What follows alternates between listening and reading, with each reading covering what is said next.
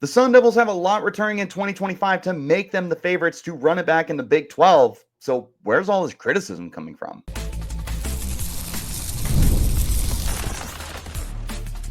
You are Locked On Sun Devils, your daily podcast on the Arizona State Sun Devils. Part of the Locked On Podcast Network, your team every day. Welcome back to the Locked On Sun Devils podcast, part of the Locked On Podcast Network, your team every day. My name is Richie Bradshaw, and I will be your guide for everything Arizona State Sun Devils. Shout out to my everydayers who are here every day, and thanks to all of you for making us your first listen of the day. Today's episode is brought to you by FanDuel. Super Bowl 59 is here, and there's no better way to make every play more exciting than with FanDuel Sportsbook. New customers can bet just $5, and if you win, you'll score $200 in bonus bets. Download the app or head to FanDuel.com today to get started. Ladies and gentlemen, welcome back to the Locked On Sun Devils podcast. And today I'm here to vent my frustrations along with you. The Sun Devils have way too much returning. We're going to talk about that. For them to not be the favorites in the Big 12. I understand there's good competition coming up later on the show, but where's all the criticism coming from? That's how we're going to end the show. There's a lot of criticism. There's a lot of talent, sure, but how is ASU not the favorites to win the Big 12? Well, good news. Our friends over at FanDuel have ASU with the best odds to win the Big 12 again at plus 550. They are tied for those odds with, of all teams, Kansas State at plus 550. Now, this is not Kansas State slander. They were a good team last year. They very much underachieved. I don't know why they're tied with ASU. I really don't. They're well coached. Avery Johnson's back. That defense is still good. I don't get it personally. BYU is tied with Baylor, for the next best odds. And then Kansas is really high up there. Texas Tech, Iowa State. There's a lot of teams that aren't too far behind ASU and K-State for the best odds. So, I appreciate that our friends at FanDuel have ASU respected. But yet when I hop on Twitter, I see tons of analysts and these aggregate accounts and fans that simply don't respect ASU. And I understand you're going to go, well, why do we care about other people's opinions that aren't Sun Devil fans and stuff like that? You should care because we want the perception that this is a good program. By the way, look at this shirt. You know what this shirt says? If you're on YouTube, it says Big 12 Champions 2024. And yet they don't have that respect. I don't get it. Do you see that in other conferences? Do you see in the SEC that Georgia and Alabama are not respected on a year-to-year basis? Do you see in the Big 10 that Ohio State and Penn State are not respected on a year-to-year basis? No, you don't see that. And I understand the Big 12 is wide open. And I understand that ASU is only in their second year of the Big 12. But they don't have any respect, none, from the rest of the world. Outside of Tempe, Arizona, the Valley, and very small amounts of people, they are not the favorites. They're not even discussed of like legitimately able to run it back. And that blows my mind. I don't understand it. Let's look at this team, man. Why can't they run it back? The entire coaching staff returns, which includes Kenny Dillingham. It includes your coordinators, Marcus Arroyo on offense, Brian Ward on defense, Charlie Raggle, your assistant head coach, and your special teams coordinator is back as well. The remainder of the assistant coaches, Sean Aguano, Hines Ward, Brian Carrington, AJ Cooper, they're all back. All of that is returning. That is the key to what you need. ASU is losing a lot, don't get me wrong, and none more so than Cam Skattebo, a.k.a. the people's running back, as we call him on this channel. But don't get me wrong. Again, don't get me wrong. Cam Skattebo, a massive, massive whole departure, if you will, from this team. He was top 5 in Heisman voting. He almost single-handedly willed ASU into a playoff win over Texas in the Peach Bowl. He helped take the Longhorns to double overtime. You're not doing that without him. And he's not all. You lose your all-conference center, Leaf Otanu. You lose one of the best linebackers that this team had last year with Caleb McCullough. Shamari Simmons is gone. Those are your key losses. And there's a handful of others as well. Your receiver room's depleted. You lost some of your DBs and everything. But let's look at the key returners here. Are you ready for this? We're going to start with the starters. Key returning players. Third time's a charm. Ready for this? Sam Leavitt at quarterback, wide receiver 1, Shimon Mateer. Or try again. Tight end 1, Shimon Mateer. Wide receiver 1, Jordyn Tyson. 4 of your 5 starting offensive linemen from last year are back, including Josh Atkins and Ben Coleman. CJ Fight, your starting defensive tackle, is back. Clayton Smith, Elijah O'Neal, your starting edge rushers are back. Keyshawn Elliott, your primary linebacker, is back. Your entire secondary, Javen Robinson, Keith Abney, corners 1A, 1B. Xavion Alford, who was a first-team all-conference, and Miles Rouser, who was the leading tackler. They're back. Okay, well, how are you replacing Cam Skattebo? You got the backfield back. Kyson Brown and Raleek Brown are there. Don't forget about the right side of the line with Maxie Honecker and Kyle Scott. Your depth in the front 7 is back. Jacob Richcon-Gaika, Zach Swanson, Prince Dorba, Jordan Crook, and Cyrus Fiaseu were backup linebackers as well. Look at all that that's returning. How many starters? 1, 2, 3, 4, 5, 6, 7. 7 starters on offense, and then basically the entire defense. That's insane. That kind of continuity and retention that ASU had. It's unheard of. You don't see that very often.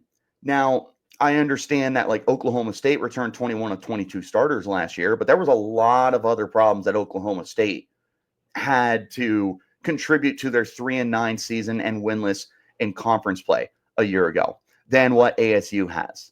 This is a much better team than that Oklahoma State team was.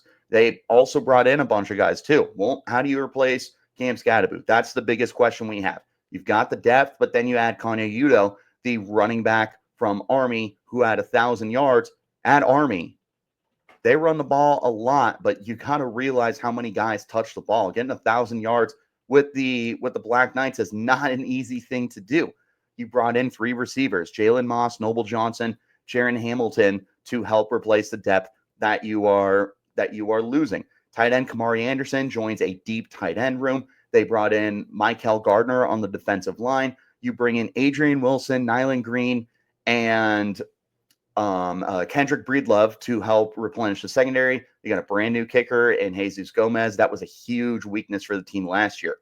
That's all transfers. Recruiting class, Link Rhodes coming up from JUCO. Everyone's really high on him. AJ Ia, tight end. Wide receiver Corey Butler. Quarterback Michael Tolleson, who is going to compete for the backup quarterback role. Those are all huge. Obviously, Cam Dyer, the prized possession of this recruiting class, unfortunately, is probably going to miss all of next year as he recovers from injury. If we do see him, it's probably going to be at the end of the year. That's a lot that ASU is returning. And that not just a lot that they're returning, a lot of really good ball players. Really good. Sam Leavitt was second team all conference. He was one of the top graded freshmen in the country. Jordyn Tyson was first team all conference. Ben Coleman Lee Fotanu was our first team all conference. Ben Coleman was second team all conference. CJ Fight was second team all conference. Keyshawn Elliott was second team all conference. Xavion Alford was first team all conference. Are you noticing how many of the perceivably best players in the Big 12 are all returning? The coach of the year is back from the Big 12. One of the candidates for the assistant coach of the year award in the country, Marcus Arroyo, is back. Brian Ward, who we sing the praises of him on every single podcast seemingly, is back as well, coordinating a defense that's returning practically everyone. This is an insane roster. Top to bottom. Starters, depth. There's a lot of freshmen, redshirt freshmen, and redshirt sophomores who are going to get their opportunities to get onto the field this year. We are going to see Kenny Dillingham's recruiting classes start taking on much larger roles for this team. We're going to find out just how good of a recruiter he is. But I'll tell you that based off of the things I have seen in practice, based off of the things that I see these younger kids who aren't even on the field talk about the team on their social media platforms, and when you sit down with them individually and you talk to them after practice, they love this team. This team is bought in on each other. There's a brotherhood that has been established here. I just, all the coaches are back. How many starters are back? Look at the offseason additions, and then look at the way that these guys talk about the program. And, at the end of the show, I do want to mention some of the outside factors as well, such as the fan base that is going to be supporting this team more than ever before. There are way too many reasons here why ASU will repeat. Now, don't get me wrong, there is some stiff competition, and the Big 12 could be wide open. We're going to talk about that coming up next. This is the Locked On Sun Devils podcast, part of the Locked On Podcast Network, your team every day. Let me talk to you about our friends over at FanDuel, who, by the way, have the Sun Devils as plus 550 odds to repeat as champions in the Big 12. But Super Bowl 59 is here. One game, two teams, endless possibilities. There's no better way to make every play more exciting than with FanDuel Sportsbook, whether it's predicting the first touchdown, maybe who's going to win the MVP, or even betting on the coin toss if you're a sicko like myself. FanDuel makes it easy to get in on the action with live betting all game long. You can adjust your bets as the game unfolds and feel the thrill from kickoff to the final whistle. The live betting feature is going to help you stay in touch no matter what happens on the field. The app is super easy to navigate. And did you know this? If you place $5 as a new customer, you can win $200 in bonus bets if that bet wins. That's icing on the cake. Download the app, head to FanDuel.com, and get started. Bet just $5, and if you win, you'll score $200 in bonus bets. That's FanDuel.com. Bet with FanDuel, the official partner of Super Bowl 59. Thank you guys, as always, for tuning in and making Locked On Sun Devils your first listen of the day. A special shout-out to my everydayers who are here every day. All right. Big 12, a lot of competition. Don't get me wrong. We just looked at why ASU is going to repeat. They are going to have to prove themselves against a conference that, if you thought it was deep last year, it's a lot deeper this year. Last year, I thought you had 5 heavyweight candidates to win the Big 12. It was some order of Kansas, Kansas State, Oklahoma State, Utah, and Arizona. All but one of those teams turned out to be real competitors. But then you saw teams that rose up, like Arizona State, BYU, Colorado, Iowa State. Oh, those 4 teams finished 1 through 4 in the conference, by the way. K-State right behind them. But now let's look at this year's competition. Well, first of all, Colorado, Iowa State, and BYU should all be competitors again. Now, Colorado, that's big-time projection for sure. They're losing Shedeur Sanders, and they're losing the Heisman Trophy winning Travis Hunter. They also lost the Big 12 Defensive Player of the Year, BJ Green. There's some significant losses there, but they have done a great job recruiting to make sure that they can stay on top of everything. I am not discounting Colorado, who is also returning Deion Sanders as their head coach. BYU, a lot of guys are coming back as well. Jake Retzlaff, none bigger than him. And then Iowa State, they also returned their starting quarterback and some of their players in the secondary. All those teams are very well coached as well. Need to keep an eye out on them. The team that I think is going to give ASU the most trouble this year, I don't know if this is a popular opinion or not, but I think it's Baylor. I think Baylor is going to be the biggest thorn in ASU's side for the 2025 season. That's a team that just came on really hot at the end of the year. I mean, Dave Aranda was coaching for his job, and then all of a sudden they make a switch at quarterback, and the offense starts clicking, and the defense is playing a little better, and they end the year on such a hot note that there was a possibility that they could have made it to the Big 12 championship game. It was wide open last year, and it's going to have a much larger field this year as of now. But Baylor, yeah, that's the team that I think is going to provide ASU the biggest challenge. I am not sleeping on Utah. Call me crazy for that one. But they got a brand new quarterback in there. I can't remember his name, transferred from New Mexico State. Kyle Whittingham, oh my goodness, drawing a blank on that, is returning as well. Make what you want of him. He's still one of the better coaches in college football, and the continuity is certainly there. They were down this year, if for no other reason than the quarterback play, which they addressed. Still great defenses. I don't know, man. I am not counting out Utah to make a rebound. TCU and Texas Tech are also really interesting to me. Texas Tech especially. This transfer class for them is one of the best in the country. Whew. They lose Taj Brooks at running back, sure, but they've got a lot coming back, man. Kansas, I think they're due for a rebound, especially with Jalen Daniels back, and as long as he's healthy, and he was healthy last year, they're going to be a threat. And they were a threat late in the season. They were knocking off teams they weren't supposed to, like BYU. Can't discount them. And then K-State, of course. Now, I just named 9 teams that I believe have a legitimate chance to contend for the Big 12 championship game. With that being said, I think there's levels to this. As a famous Meek Mill once said, there's levels to this stuff, but he didn't say stuff. Like I said, I think Baylor, cream of the crop. They, to me, are the biggest challenges to ASU right now. By the way, they play Baylor this year, and they got to go to Waco. That's going to be tough. Iowa State, I think they're going to repeat their success. That's a team that is bringing a lot back as well. What are they going to do without their top 2 receivers who each caught 1,000 yards last year? I don't know. But what I do know is Matty Campbell is still there coaching that team. Rocco Becht is returning as their quarterback. And like I said, that defense has a lot of guys coming back as well. They're up there for me. BYU, a new rivalry for ASU for this generation, an old rivalry for previous generations, going back to the days of the WAC. They almost beat ASU. Almost counts in horseshoes and hand grenades, by the way. One of my favorite sayings.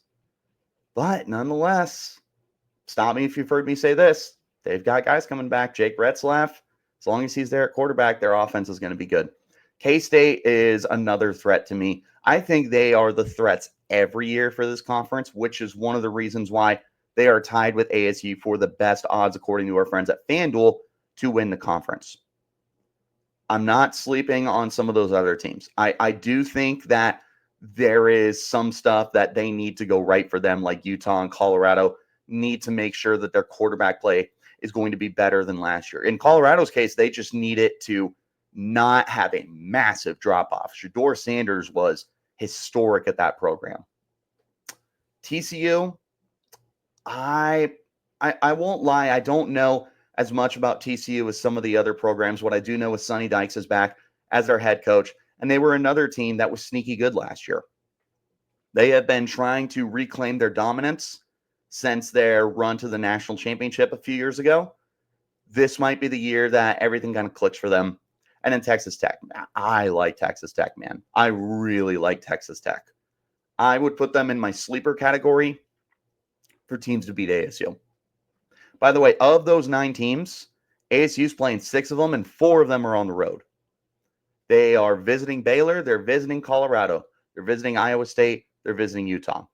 You are visiting 2 teams that I think are heavyweight contenders, and you're visiting 2 teams that I think are going to seriously rebound in Utah's case, and Colorado potentially, I wouldn't say redeem themselves, but I would say something along the lines of, I think they're going to prove a lot of people wrong this year. You're hosting TCU. You're hosting Texas Tech. You played Tech last year. You lost. You were in Lubbock. That's going to be a get-back game. You did not play TCU last year, and as I said, I think they're in for a big season. You will not play BYU, unfortunately. That is a huge bummer, in my opinion. And you will not play either of the Kansas schools. But you're playing 6 teams of the 9 I named, 4 of them on the road. This is no doubt a big test for ASU. But guess what?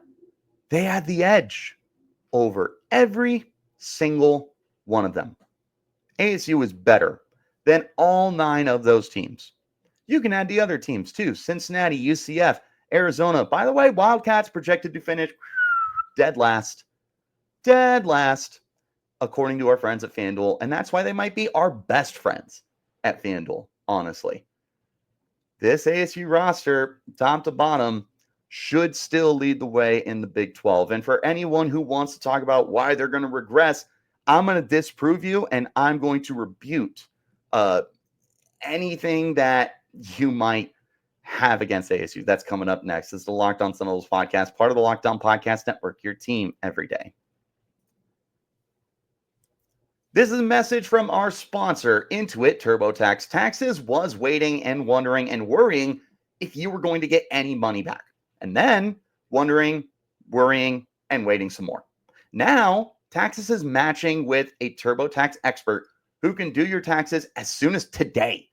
An expert who gives you and your taxes their undivided attention as they work on your return while you get real-time updates on their progress, and you can stay focused on your day.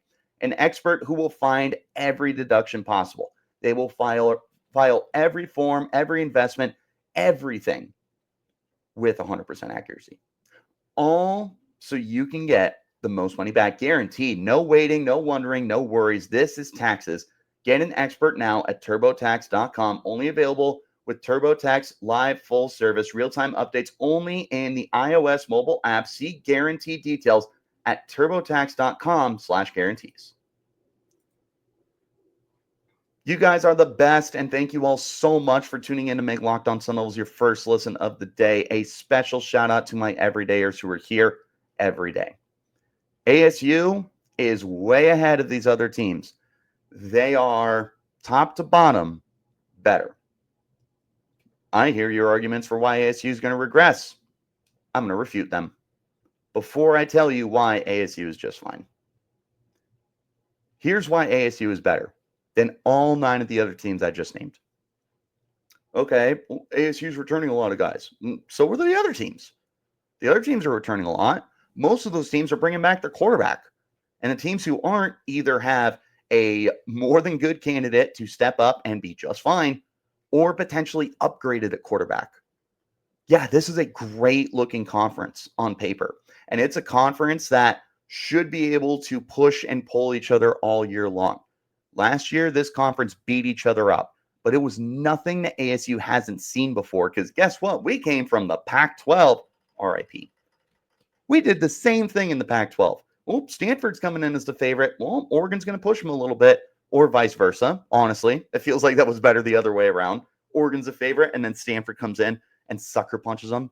Side note, do you guys remember the prime of Stanford days under David Shaw and those defenses? Whew, I miss those days. Hopefully we get them back. But they beat each other up. USC is the favorite. Oh, no, here comes Arizona State. Washington's looking pretty good. Well, Washington State might beat them too. Washington State is really loud right now too. I don't know where it's coming from, but that little brother syndrome is going crazy. Bottom line, though, is ASU's not. They're accustomed to this. Oh, it's a conference that's going to beat each other up. Yeah, that's our bread and butter. We know what that is. So we already have that advantage. We already know what it takes to sit back, take a look at your competition and go, yeah, these teams are better. These teams are worse. Everyone's going to challenge each other. Because even the teams that ASU is going to face this year that aren't necessarily the stout competition, there's always a chance that they could beat us. But ASU is prepared. What did I say all of last season? And this is maybe the best number one reason why ASU is ready for anyone. They played up to their competition all year long. I didn't see a single game where ASU played down to their competition. If you want to argue Cincinnati, I will remind you that Sam Leavitt was out of that game. And I am not somebody that likes to point to injuries as a big reason for wins and losses.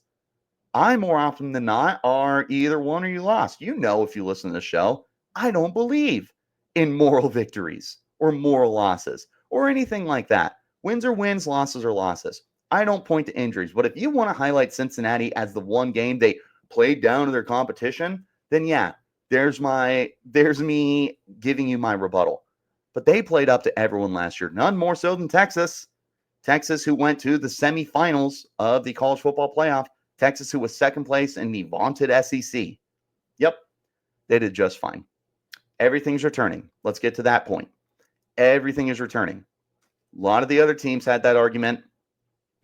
ASU has just as good an argument, which includes all of the coaching staff.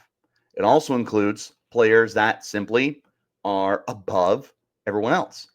How many teams are returning their starting quarterback? A lot. How many teams are returning a Heisman candidate quarterback? None. Just one. Arizona State. Sam Leavitt.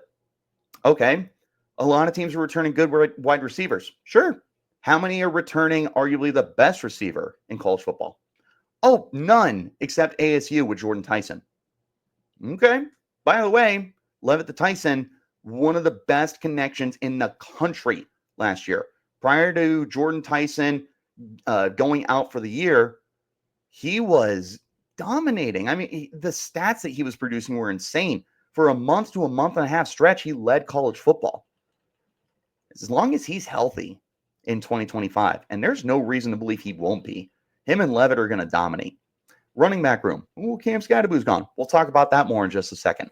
They are still very, very deep, and you added Kanye to that group. The entire tight end group is back. They also added AJ Ia and Kamari Anderson to the group, and Jaden Fortier is going to be healthy. 4 of the 5 starters on the offensive line are back. You did lose your best player. They've got the depth to compete. Almost the entire defense is returning. You lost key players like Shamari Simmons, Jeff Clark, and Caleb McCullough. Those are huge losses. But you brought in guys, and you currently have guys who can replace them. You will be just fine. And for what it's worth, you got a clear upgrade at kicker. And I'm still hoping and praying that Nolan Krinsky is going to get his opportunity as a potential walk-on for this team. But that was the biggest killer of ASU's seasons this past year, was their inability to kick field goals. They barely were above 50% last year. That's not great. 3 guys were kicking for them. They were all bad. ASU brings in Jesus Gomez. He is a clear upgrade. Okay, well, ASU's set to regress. Let me hear your argument. Argument number 1, and the biggest argument. Cam Skattebo's gone. Okay, I hear you. That is undeniably the biggest loss that the Sun Devils will be facing this upcoming season. Of college football playoff teams last year, I don't know that many teams from an individual player standpoint are losing a more critical player to what their team did than Cam Skattebo. Ashton Genty from Boise State would be number 2. Otherwise, like Ohio State and Notre Dame are losing a lot. I don't know that a single player that made up their team's success is leaving the way that Skattebo did. So, yeah, I hear that argument. Here's my rebuttal. Why is that discounting the rest of the running back room? I blows my mind. Kyson Brown is back. I'm a big fan of him on this show if you listen pretty consistently. You also know that Kyson Brown is someone I think can be running back 1. At least he's going to be complimentary to Kanye Udo, who, by the way, has a great chance to be the lead back for this team. There's depth, too. Jason Brown, redshirt freshman. He was a 4-star coming out. Raleek Brown missed a lot of time last year with a hamstring injury. He is back, and he's your primary pass catcher. Running back is going to be just fine. And what have I said on this show? You don't replace Cam Skattebo, the player. You replace his production. That group can replace his production. Okay, well, is the success sustainable? Sure, that's always a big question. Can they do it again? Was ASU a Cinderella team this year? I would tell you no. And I've listed a lot of the reasons. None more so than they played up to their competition. That group is back. The mentality, the culture that they've established hasn't gone anywhere. Of course, this is a big year. This is a huge test for the sleeping giant. Is ASU awake? We're going to find out, but I will tell you, I think that the success they had this past year is more than sustainable. Last question that I think a lot of people have. Can ASU compete with a vaunted schedule? Well, They cruised past everyone last year. They beat everyone that they needed to beat. BYU, Iowa State in the Big 12 championship game, Kansas State, they handled all those teams. BYU was a close game in the second half because ASU let off the gas, which they never should have, and that was a huge mistake on their part. Otherwise, they were killing them. They crushed K-State on the road. They crushed Iowa State in the Big 12 championship. Yeah, they played just fine against the best competition. They also beat the teams they were supposed to beat. They did just fine. And let's look at the teams that I'm highlighting to contend with ASU, right? If we're going to go ahead and play devil's advocate here, Baylor, they were really good last year. There are no guarantees they take a huge step forward just because they had a late half of the season that went off. Is that sustainable? I don't know. Colorado, look at everything they're losing. Are they sustainable without a Heisman Trophy winner and a quarterback who might be the first overall pick? Okay. Iowa State's losing their top two receivers, both who went over 1,000 yards. How do you replace that production? Utah, I am totally projecting them to be better. Are they going to be? Who knows? TCU, that's a shot in the dark for me. Texas Tech, I'm betting on that transfer class.